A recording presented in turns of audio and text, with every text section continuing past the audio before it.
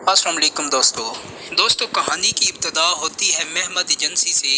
FATA agencies میں political agent governor کا نمائندہ ہوتا ہے اور پوری ایجنسی کے سیاہ و سفید کا مالک۔ کسی بھی ایجنسی سے منشیات، اسلحہ و دیگر اشیاء کی سمگلنگ اس وقت تک ناممکن ہوتی ہے جب تک پولیٹیکل ایجنٹ کی مدد شامل نہ ہو۔ ہر ایجنسی میں بڑے سمگلرز کا غیر اعلانیہ ایک کنسورشیم بنا ہوتا ہے جس میں اہم ترین معاملات طے کیے جاتے ہیں۔ سرکاری حکام کو رشوت دینی ہو، آپس کے جھگڑے طے کرنے ہوں یا دیگر جتنے بھی اہم معاملات ہوں، ان لوگوں نے طے کرنے ہوتے ہیں۔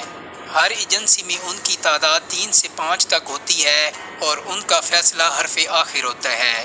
تمام سمگلرز اسے منو عن قبول کرتے ہیں۔ ان کے ہر قسم کے تمام اخراجات چھوٹے بڑے تمام سمگلرز مل کے ادا کرتے ہیں۔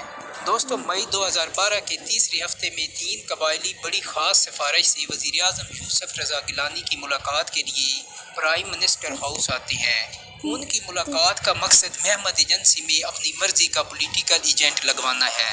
وزیر اعظم سے 25 کروڑ میں سودا طے پاتا ہے اور 4 ہفتے کا ٹائم دیا جاتا ہے۔ پولیٹیکل ایجنٹ کی تقرری گورنر نے کرنی ہوتی ہے جو وفاق کا نمائندہ ہوتا ہے۔ گیلانی صاحب بگ باس کو بھی ان کا حصہ پہنچا چکے تھے کہ 12 جون 2012 کو عدالتی حکم پہ گیلانی صاحب کو پرائم منسٹر ہاؤس سے گھر بھیج دیا گیا۔ ان کے گھر پہنچنے کے 5ویں دن وہی 3 قبائلی ان کے پاس پہنچ گئے۔ عرض کی حضور آپ نے اپنا کام نہیں کیا اور آپ اب پرائم منسٹر بھی نہیں رہے، ازراء کرم ہمارا 25 کروڑ واپس کر دیں۔ راجہ پرویز اشرف میری ہی سفارش پہ پرائم منسٹر لگے ہیں اور میں پارٹی کا وائس چیئرمین بھی ہوں، آپ لوگ ٹینشن نہ لیں، آپ کا کام ہو جائے گا، مجھے 1 ہفتہ مہلت دیں۔ گیلانی صاحب نے یہ جواب دے کے ان کو واپس بھیج دیا۔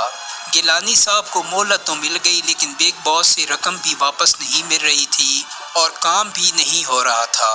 1 ہفتہ کے بجائے پورا 1 ماہ گزر گیا لیکن ان قبائلیوں کو رقم واپس نہ کی گئی۔ 1 مہینہ گزرنے پہ قبائلی ملتان پہنچ گئے۔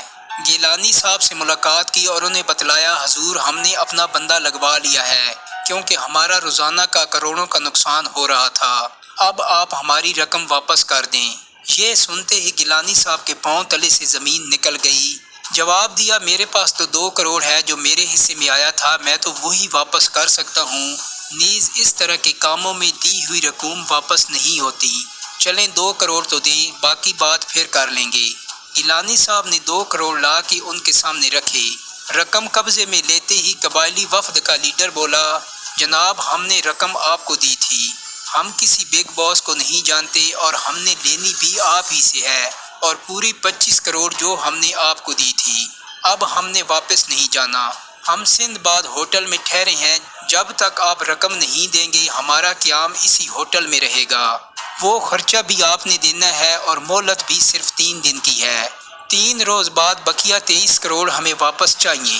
قبائلیوں کے جانے کے بعد گیلانی صاحب نے ملتان پولیس میں اپنے کسی ممنون احسان کو فون کیا اور کہا سندھ باد ہوٹل میں 3 قبائلی پٹھان روم نمبر فلاں میں ٹھہرے ہوئے ہیں، ان پہ کوئی ایسا کیس ڈالیں کہ یہ 2-4 سال جیل سے باہر نہ آئیں۔ پولیس نے ہوٹل انتظامیہ کو اعتماد میں لے کے مطلوبہ روم پہ چھاپا مارا اور قبائلیوں کو چرس سمگلنگ کے الزام میں گرفتار کر لیا گیا۔ معاملہ عدالت میں پہنچا۔ مارچ 2013 میں قبائلی باعزت بری ہو گئے۔ جیل سے رہائی ملتے ہی قبائلی پھر گیلانی ہاؤس پہنچے اور عرض گزار ہوئے آپ کا دیا ہوا 2 کروڑ روپیہ تو پولیس ججز وغیرہ پہ خرچ ہو گیا، اسی لیے ہم باعزت بری ہو گئے ہیں، اب آپ کی طرف ہمارا 30 کروڑ ہے، 5 کروڑ ہرجانہ اور 25 کروڑ اصل رقم اور ٹائم صرف 1 ہفتہ۔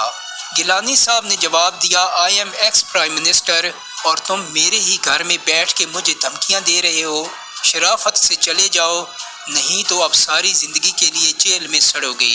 یہ سنتے ہی قبائلی خاموشی سے وہاں سے چلے گئے، لیکن ٹھیک 1.5 ماہ بعد 9 مئی 2013 کو الیکشن کمپین میں مصروف علی حیدر گیلانی کے 2 گن مینز کو قتل کر کے علی حیدر گیلانی کو اغوا کر لیا گیا۔ ایکس پرائم منسٹر کے بیٹے کا اغوا معمولی بات نہیں تھی، تمام ایجنسیاں اور قانون نافذ کرنے والے ادارے دن رات اس کی تلاش میں لگ گئے، لیکن علی حیدر گیلانی کو زمین کھا گئی یا آسمان، کچھ پتہ نہیں چل رہا تھا۔ کچھ روز بعد گیلانی صاحب کو فون آیا آپ کا بچہ ہمارے پاس ہے، 30 کروڑ روپیہ ادا کریں اور اپنا بچہ واپس لے لیں۔ دوسری طرف خفیہ ایجنسیز کو اپنے ذرائع سے کچھ معلومات مل گئی کہ مغوی کو اکوڑا خٹک کے قریب فلاں مقام پہ رکھا گیا ہے۔ پولیس اور ایجنسیز کے ذمہ دار پاورفل ریڈ کی تیاری کر رہے تھے اور لمحہ با لمحہ صورتحال سے گیلانی صاحب کو آگاہ کر رہے تھے۔ گیلانی صاحب سے یہاں ایک فاش غلطی ہوئی کہ ایک صحافی جو ان کا بڑا قریبی دوست ہونے کا دعوے دار تھا، اسے اس چھاپے کے بارے میں آگاہ کر دیا۔ اس صحافی دوست نے گیلانی صاحب کی پشت میں چھرا گھونپا۔ سب سے پہلے خبر بریک کرنے کے چکر میں اس نے اپنے ٹی وی چینل پہ یہ خبر چلوا دی کہ اغوا کنندگان کے گرد گھیرا تنگ کر دیا گیا ہے، چند گھنٹوں بعد علی حیدر گیلانی کو بازیاب کروا لیا جائے گا۔ یہ خبر سنتے ہی اغوا کنندگان افراتفری کے عالم میں علی حیدر کو ساتھ لے کے افغانستان فرار ہو گئے۔ اتنا وقت نہیں تھا کہ سارے مغویوں کو ساتھ لے جاتے۔ پولیس نے جب چھاپا مارا، علی حیدر گیلانی کو اس وقت تک افغانستان پہنچایا جا چکا تھا۔ افغانستان پہنچنے کے بعد گیلانی صاحب سے پھر رابطہ کیا گیا۔ انہوں نے 30 کروڑ ادائیگی کی حامی بھر لی۔ اسلام آباد اور اکوڑا خٹک کی دو اہم ترین شخصیات کو بیچ میں ڈالا گیا۔ 30 کروڑ کی ادائیگی کر دی گئی، لیکن اکوڑا خٹک کے جس مقام پہ چھاپا مارا گیا تھا، انہوں نے بھی 25 کروڑ کا مطالبہ علی حیدر کی اغوا کنندگان سے کر دیا، کیونکہ ان کے دو مغوی پولیس کے ہاتھ لگ گئے تھے، جن کا تاوان 25 کروڑ ان کے ورثاء سے مانگا گیا تھا۔ گیلانی صاحب کے لیتو لال بے مغوی کو افغانستان کے ایک گروپ کے ہاتھ 55 کروڑ میں بیچ دیا گیا۔ گیلانی صاحب ایک بار 30 کروڑ اور دوسری بار 25 کروڑ کل ملا کے 55 کروڑ دے چکے تھے، لیکن ان کے لیتو لال کے دوران علی حیدر 55 کروڑ میں آگے بک چکا تھا۔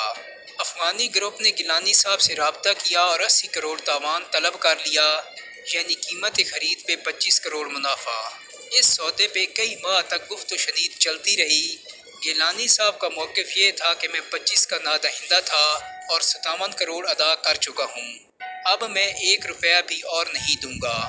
بالآخر گجرانوالہ کی ایک پارٹی، جو گیلانی صاحب کے بہت بڑے سپورٹر اور ذاتی دوست ہیں، پنجاب کے اہم شہروں میں 70 سے زائد ان کے پیٹرول سٹیشن ہیں، دیگر کاروبار اس کے علاوہ، بلا مبالغہ وہ کھرب پتی پارٹی ہے، انہوں نے گیلانی صاحب کو بتائے بنا اپنی طرف سے 25 کروڑ مزید ادا کیے۔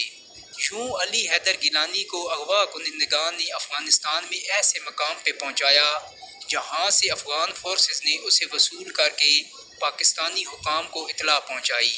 اس سارے واقعہ میں گیلانی صاحب، ان کی فیملی اور دیگر عزیز و اقارب نے جو ذہنی اذیت تقریباً 3 سال تک اٹھائی، وہ بیان سے باہر ہے۔ یوں علی حیدر بخیر و عافیت گھر واپس پہنچ گئے۔ دوستو، یہاں پہ ایک بات میں آپ کو بتاتا چلوں کہ علی حیدر کینسر کے مریض بھی ہیں۔ اغوا کے روز اول سے رہائی تک کسی روز نہ تو ان کے علاج معالجے میں کوئی کوتاہی کی گئی اور نہ ہی ان کی خوراک میں۔ عبرت کی بات یہ ہے کہ باپ اور فیورٹ انکل کے جرم کی سزا بے گناہ بیٹے اور پوری فیملی کو بھگتنی پڑی، جو روز مر مر کے جیتے رہے، اور یوں اس ڈرامے کا ڈراپ سین ہوا۔ دوستو، امید کرتا ہوں کہ میری آج کی ویڈیو آپ کو پسند آئی ہوگی۔ اگر ویڈیو